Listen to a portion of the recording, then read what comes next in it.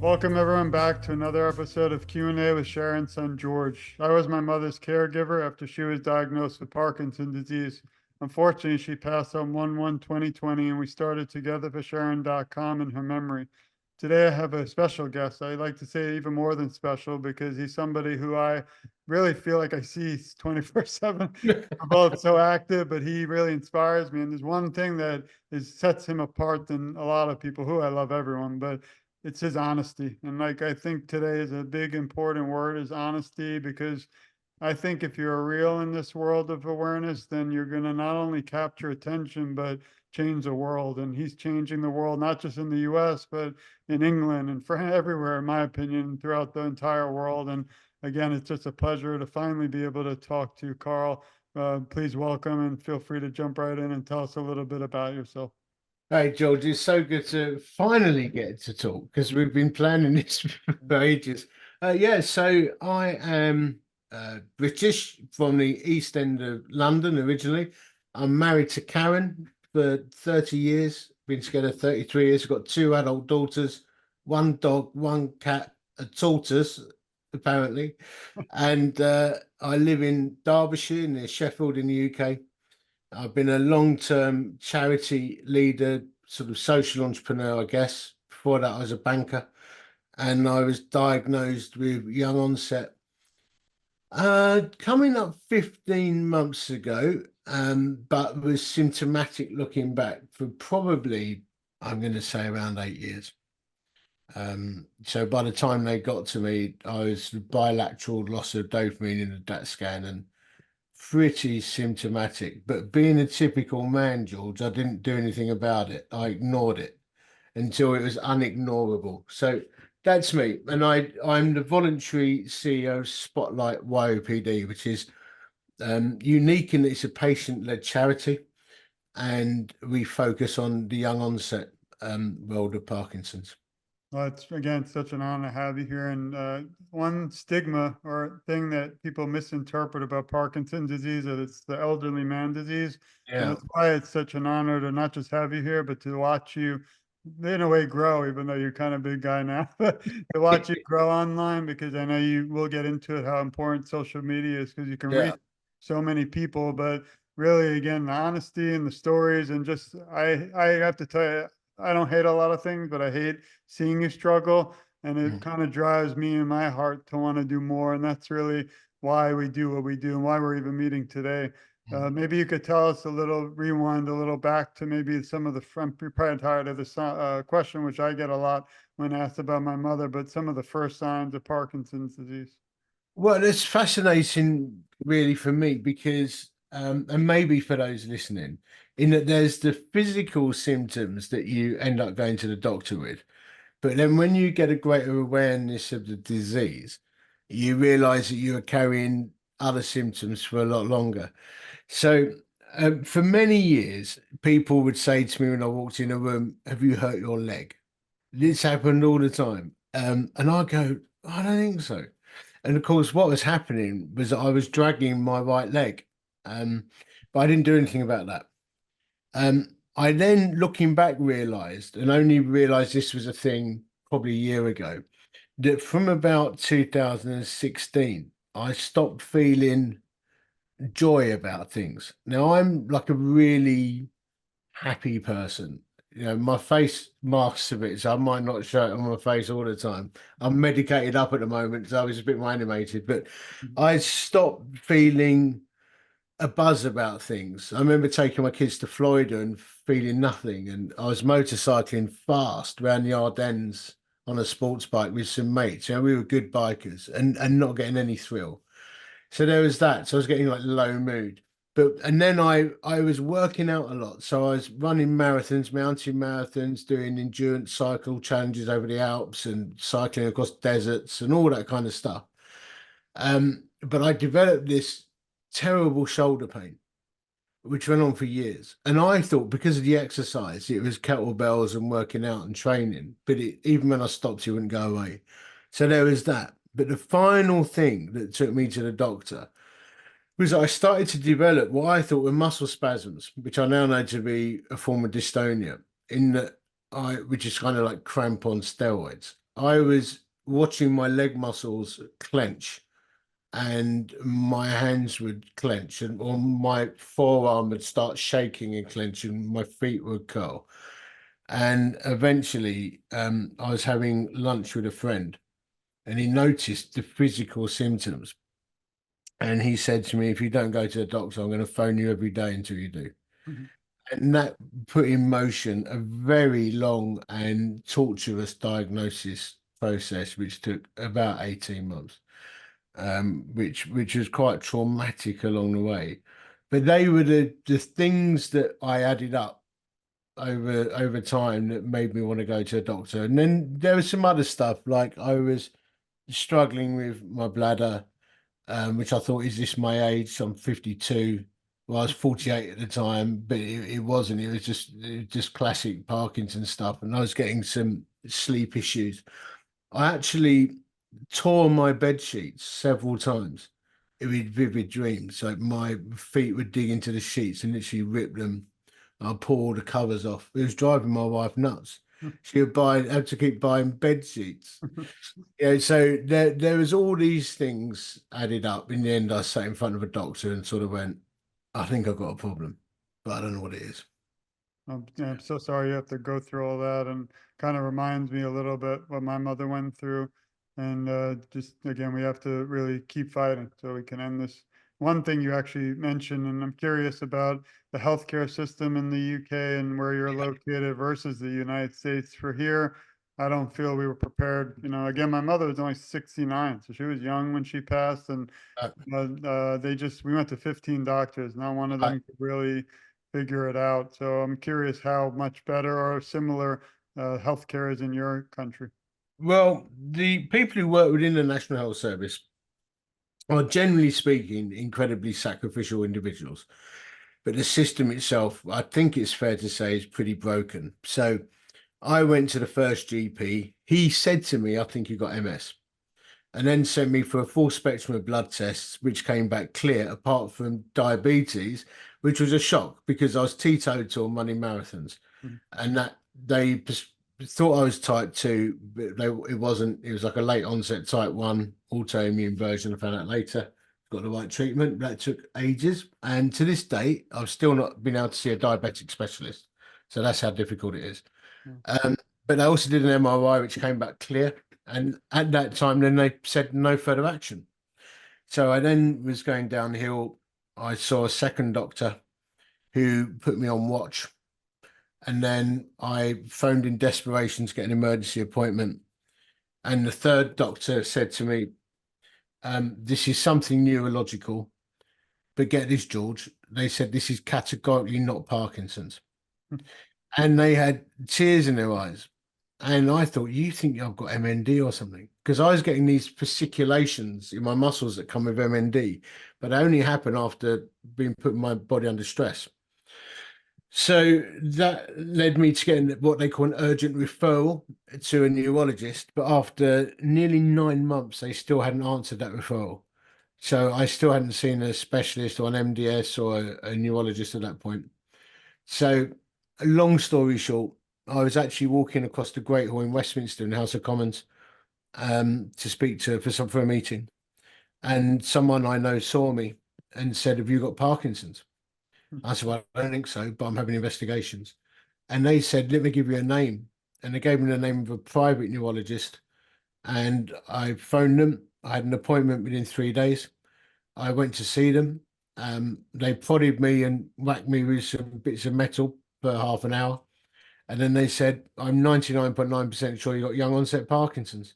I said, how could you tell? They said, I watched you get out of the chair and walk towards me, actually. And I knew. And then they gave me a DAT scan, and that's what showed I had bilateral loss of dopamine. And they gave me a prescription for L-Dopa. And then that was rapidly increased over a period of a year to have almost 3 different types of meds now. And that was the journey. But that whole journey was probably 18 months Oh, first going to the doctor to getting help. From the time you were diagnosed to today, do you think they've made any improvements in the UK with medical treatment, or what do you think they should be able to do to improve it for people listening who might be curious if maybe they have Parkinson today?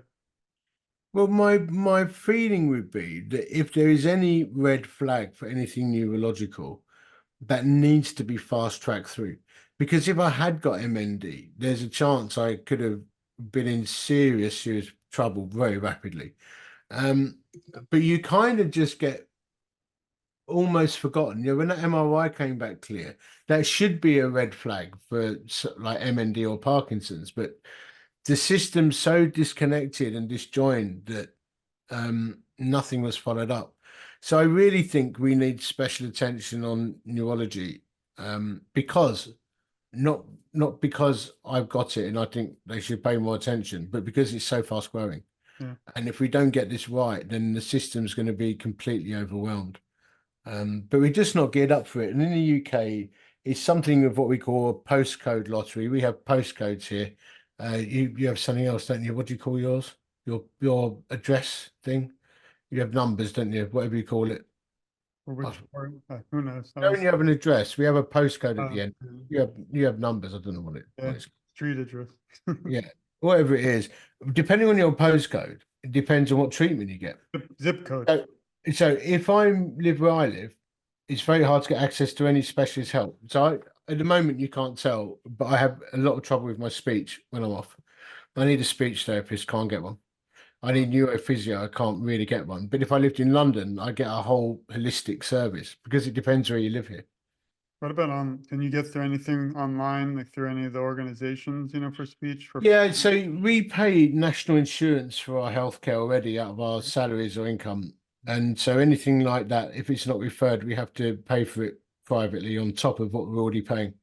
And that will be the next step for me, I That's, guess. that's one thing I wish I could do is I know we have all these great big organizations, but my dream was to help the regular people, like you, or so I don't Yeah. believe anyone who is going through Parkinson should ever have to pay for medicine. So that's one thing I kind of try to brainstorm and even use to Yeah.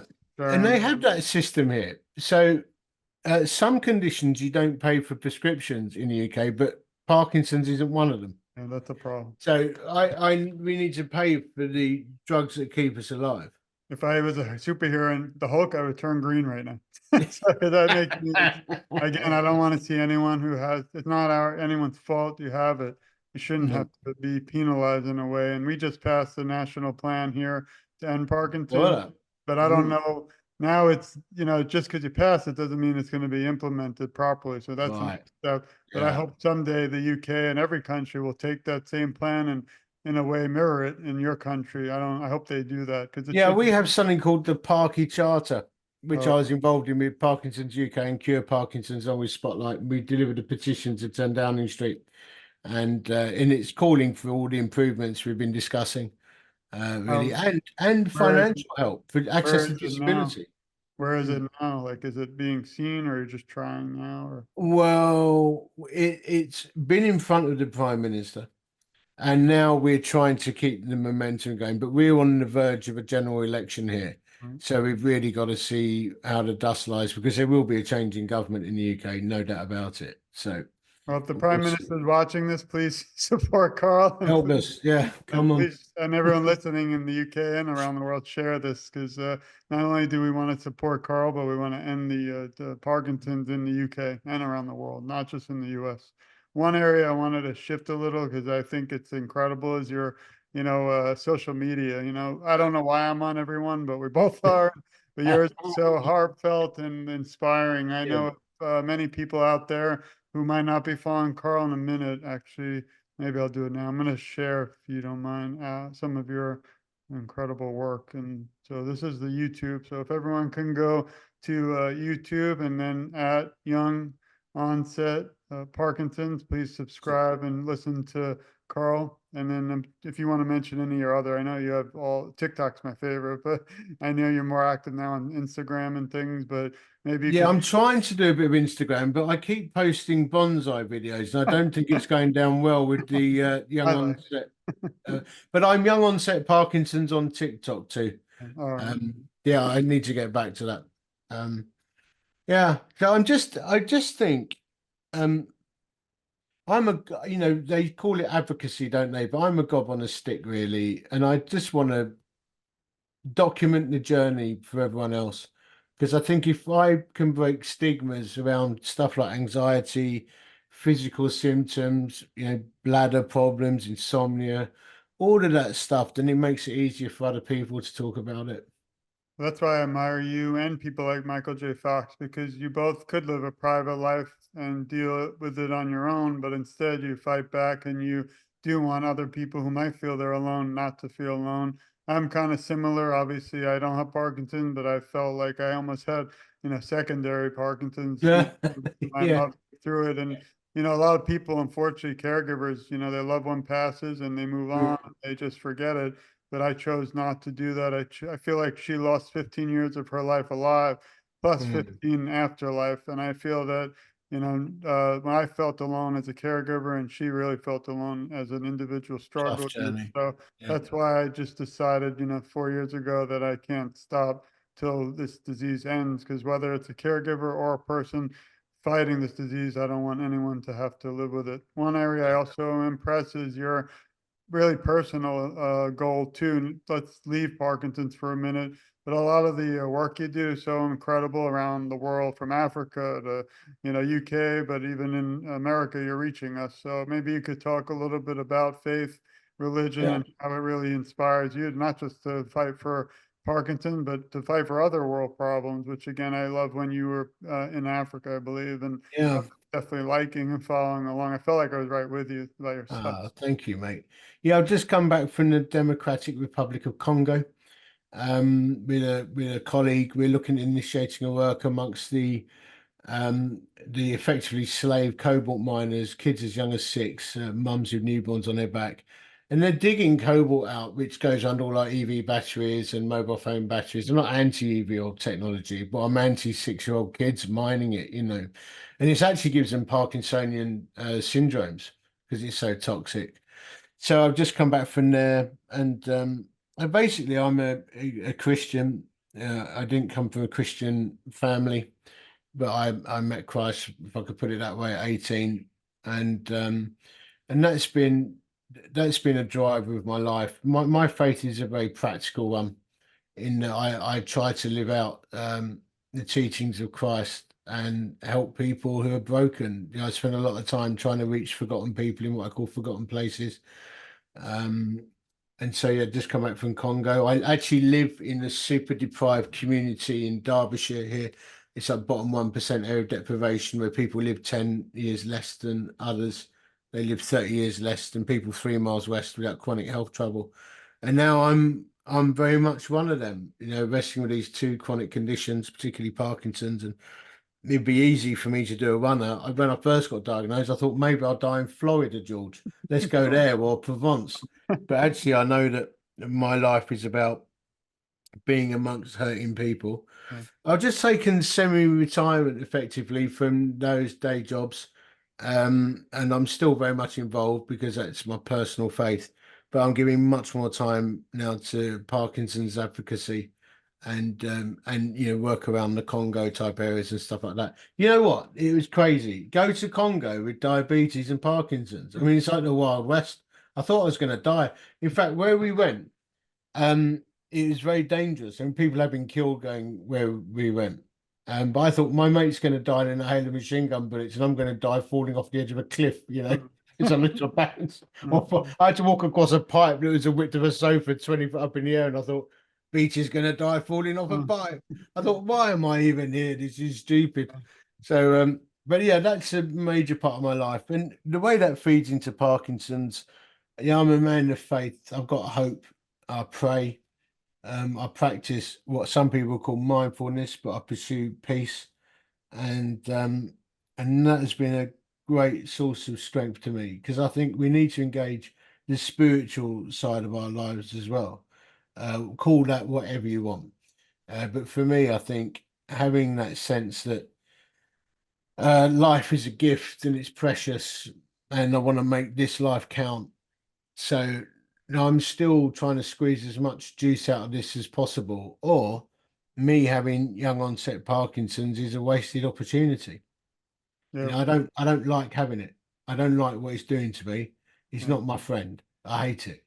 But I've got to try and use what it's bringing into my life. And I guess if anything, it's giving me greater empathy. Um, it's giving me greater passion for people who are hurting. I mean, every day for me will have hours of struggle. And most recently, when I'm off, sometimes I can barely speak properly. You'll probably be able to hear in my voice. My diction is not as clear as it was. I've got a slight slur now, and I can develop quite a bad stammer.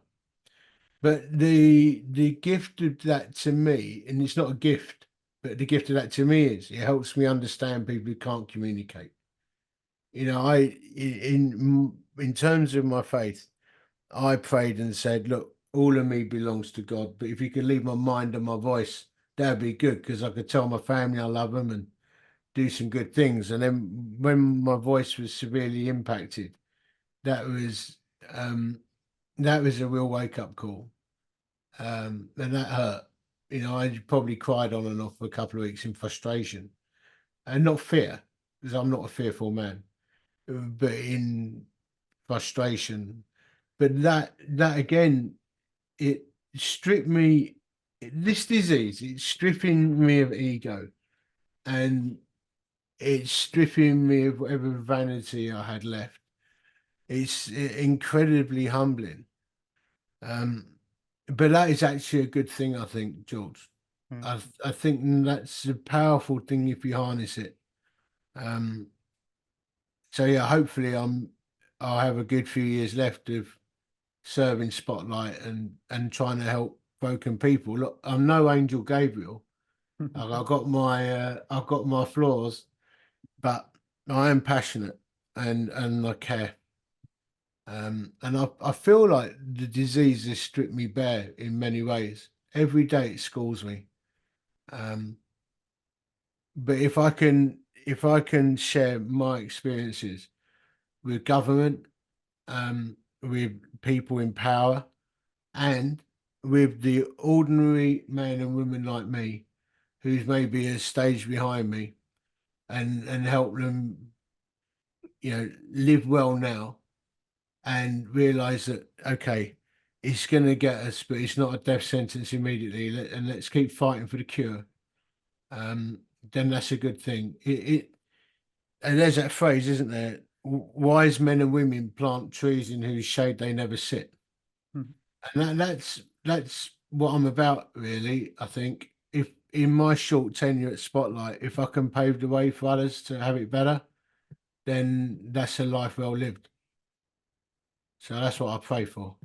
Well, the things you've done, you're doing, and you will do really inspire me and also change the world for so many. So thank you for that. And as you mentioned, Spotlight YOPD is a very important area and organization. I've actually been aware of them for 4 years, and it's just incredible.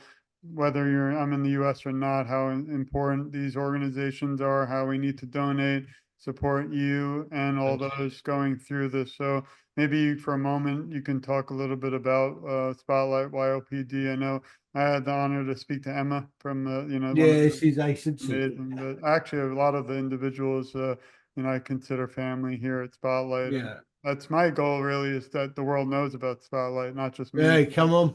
We love that. That's what this is all about. So maybe you could talk a little bit, because I want everyone to know that a lot of your work is volunteer. You don't get paid. Same Oh thing. no, I do all this voluntary, and I fund a lot of it myself. Although now going into retirement, from paid work might be difficult. But Spotlight is patient led. I by me as someone with YOPD, so as a charity that gives us a unique perspective, and it's all voluntary. And we're basically the only young onset charity in the UK, and we're part of a network of global friendships with people who are running charities for people with young onset.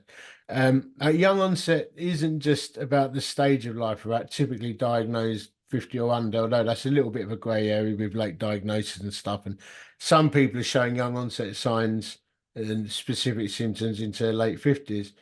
But we tend to have all the classic signs of Parkinson's, but we get maybe anecdotally a faster tremor. We tend to get more dystonia, where a tremor is present, I should say. There's more prevalence of depression and more likely to develop dyskinesia, and there's more pain involved with young onset. So it is kind of a specific thing, but it also hits us at an age where we might have mortgages, kids in education, got to keep working, and with no, certainly in the UK, pretty much no financial backup. It's a devastating diagnosis. So we're here to help people live their best lives now, but advocate on behalf of the YOPD community and rattle the government and and not go away, not be quiet, and call for something much better in terms of helping people with young onset. And they often just feel unheard and unseen.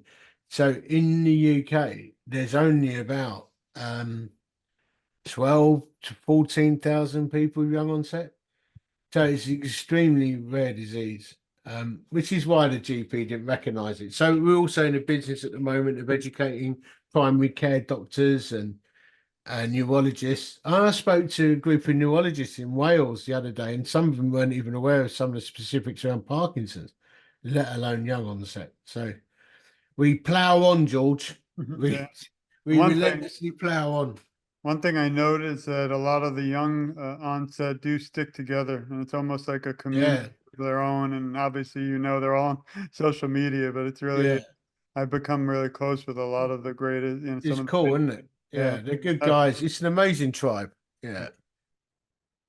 Let me just get back. So now we shift a little to some of your hopes for the future, and then that's an important area. And then I want to get a little bit more about Carl before we wrap up. Yeah.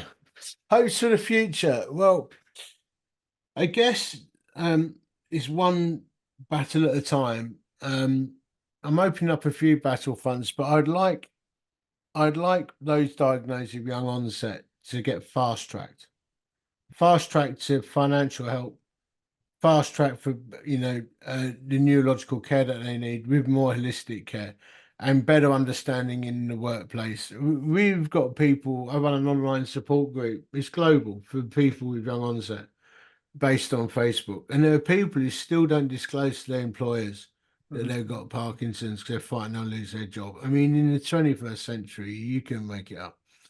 So I'm about that advocacy piece, and I've had individual meetings with ministers of state just trying to represent our needs. But also, I'm passionate about helping people live their best life now. One of the great privileges for me is taking calls almost on a daily basis, actually, from people who are newly diagnosed, and just being able to speak words of comfort and words of hope and have a laugh because I do like to have a laugh with people. So just giving people a bit of joy and hope. So my hope for the future is that people won't have the horrendous diagnosis journey that I had and many have, and that they don't face the financial ruin and devastation that so many face. And most critically, that we get the cure. And what keeps you going? And on top of just that, who is there to support you in your tough times? Obviously, your community. I hope I'm out there if you ever need me. I'm always there for you 24/7. Yeah, But and you're amazing at that. I, Every word that comes out from you is encouragement. I don't know how you do it. but some of It's them amazing. the other day, unfortunately, I don't know why I did it, but I looked at a folder, when my mother had her last year, kept the little videos and pictures. I never shared them because I don't want people to see what it did. I didn't want Parkinson to define my mother.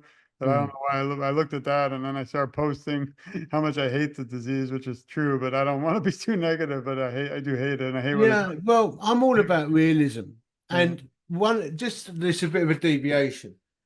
One of the things that sometimes concerns me is we post relentless optimism, Mm. which means we're in denial. And I Reality. think there's a balance, right? I mean, let's show how he climbed Everest and skydived off a skyscraper. It's fine with Parkinson's. But also, I think sometimes we've got to say, flipping out, this is rough. This is bad. And that's what I try and do in my Right. videos without being all doom and gloom. Sometimes it's got to be, look, I lost my voice for a few days. It's coming back. This is the reality. So I don't think we should sugarcoat it. It's not putting a skip in my step. Let me put it that way. I want to fight it, and I've got joy, but I think we need to be real. I cannot emphasize that enough. I think it's a mistake to sugarcoat this disease, because if we keep pretending actually it's all right, we'll get through and we can do amazing things all the time. There'll be less money for cure research, less money for support systems. So I think we've got to walk that fine balance, in And my opinion. that's why I said, even when we started, to me, the word of this discussion is honesty, because I think Yeah. you're one of the most honest people I've ever met Oh, about that Parkinson's. means a lot. Yeah. Thank you. And Try that, to. I think it's a difficult thing. I think being really honest is really difficult, but we have to cross the pain barrier for that. Otherwise, you pay a price for it, I think. and what about for you personally? Who is there to support you in your times of struggle? I know the answer, you're likely your family, wife, but maybe you could tell a little bit more. I don't think people. Well, that's a learning curve, right? Mm. Um, Obviously, there's the inevitable.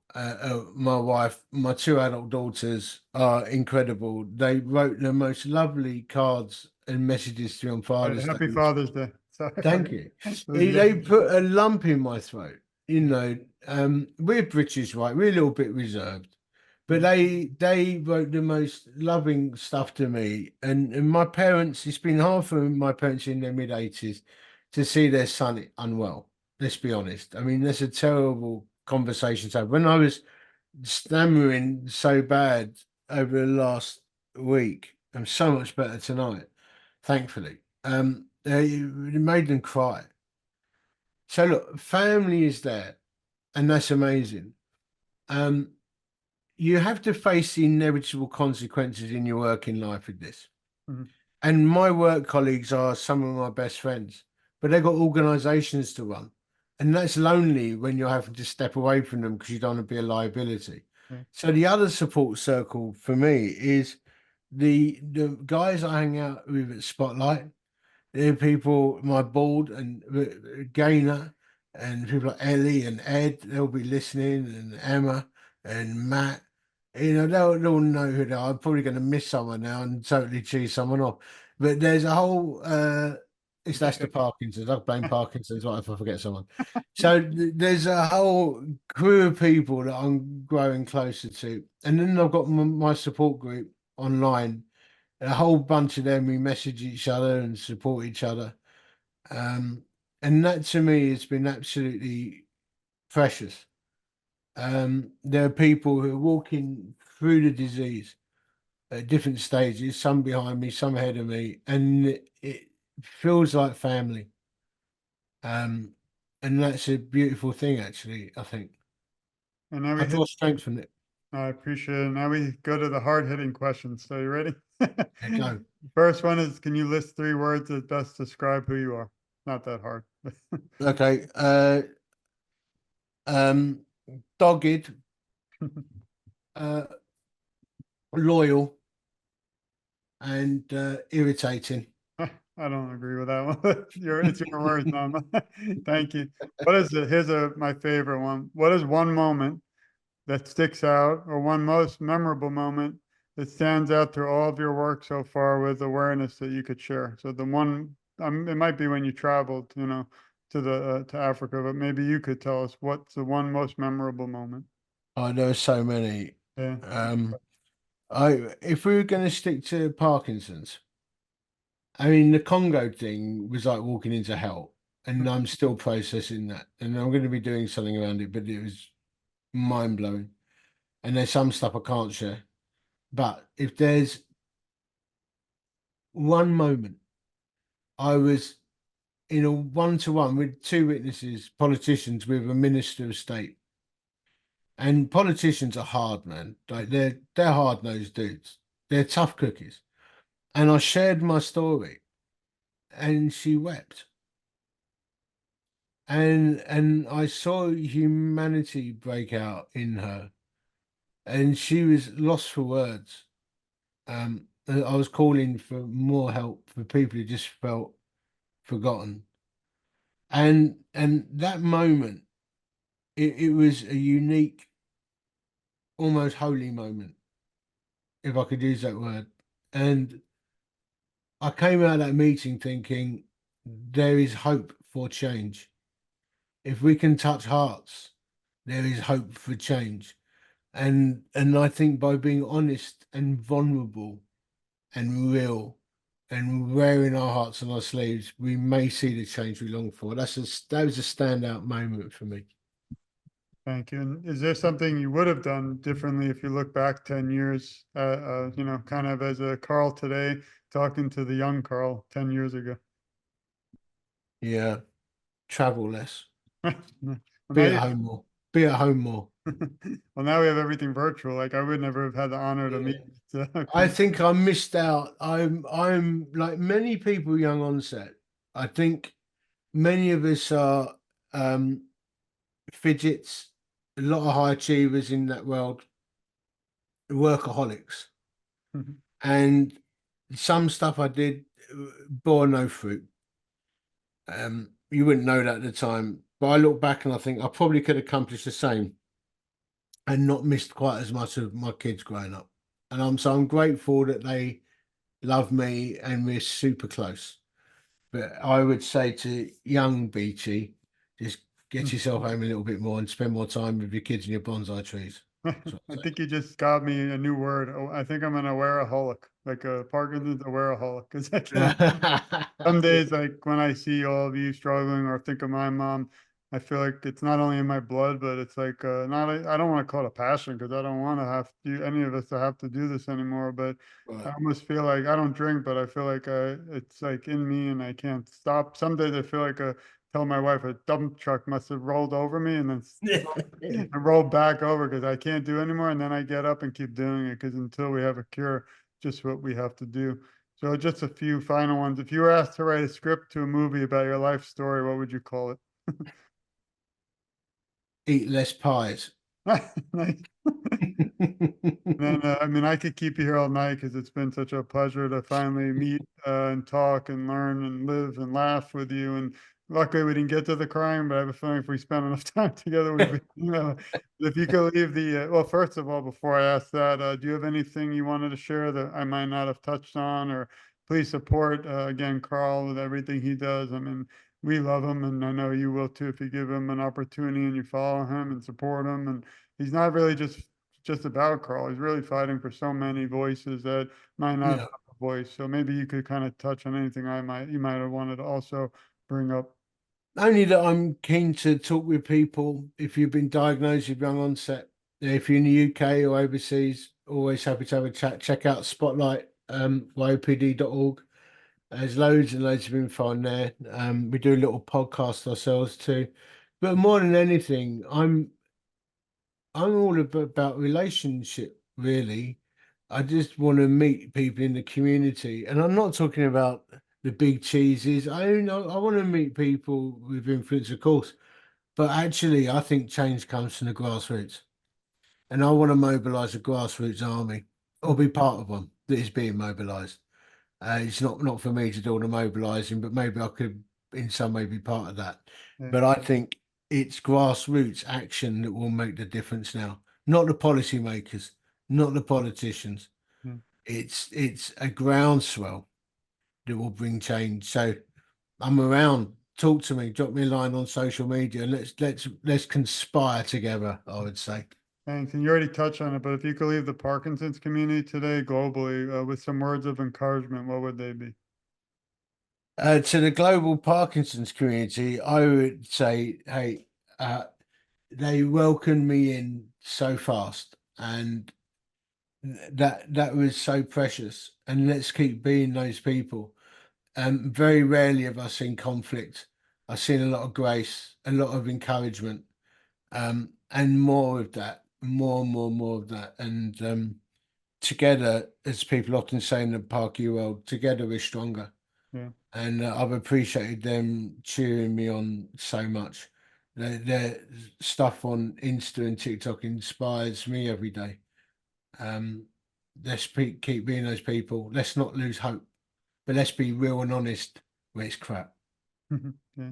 Well, I have a little statement we always say to you and to everyone listening, and I think you might be reading my mind because you said it just now. But This is to Carl, to everyone in the UK and around the world, but we love you. We support you. We care a lot about you, and you're never alone. I, alongside with Carl, will advocate for you. And as he even just said, together our voices are so much stronger.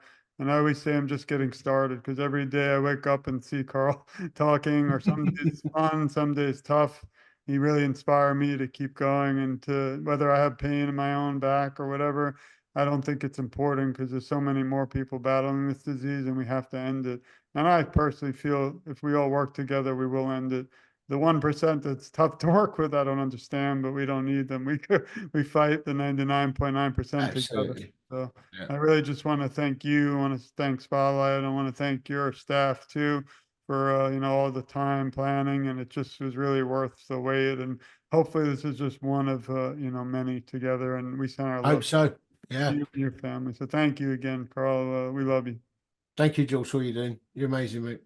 Thank you. And thank you to everyone for listening. Please support Carl. Please support Spotlight. Share this. Again, we don't want anything but a cure, literally nothing. So thanks for joining us for another episode of Q&A with Sharon's son, George. Please stay tuned because we have a lot more work to do until we fight this disease till it's ended. So thank you all, and we'll see you soon. Thanks.